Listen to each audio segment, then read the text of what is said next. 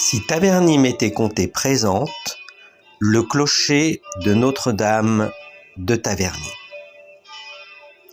Dans son ouvrage intitulé Taverny 756-1958, son auteur, l'abbé Rousseau, nous évoque le clocher de l'église.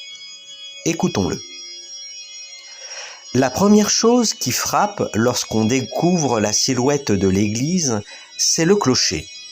On s'attendrait en effet à le voir plus élancé dans le genre de celui de Chartres.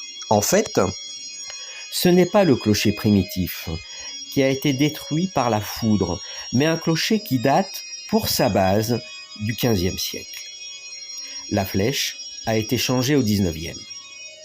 Le tout est en bois et de forme assez curieuse. Jusqu'à la Révolution, il s'y trouvait 2 cloches sortant des ateliers de la célèbre famille des fondeurs de Paris, les Godiveau.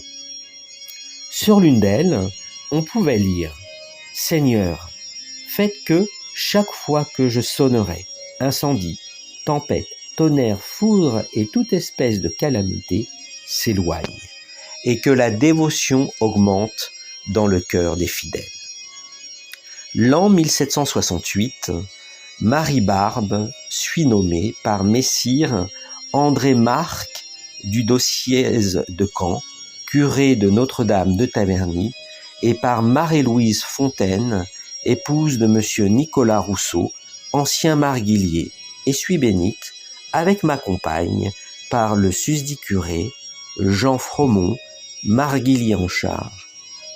L.C. Godiveau m'a faite. Lors de la célébration du premier centenaire de la Grande Guerre, en novembre 2018, si Taverny m'était compté, avait capté le son des cloches de l'église. Ce son capté est précieusement conservé dans les archives nationales de la Bibliothèque nationale de France, François Mitterrand.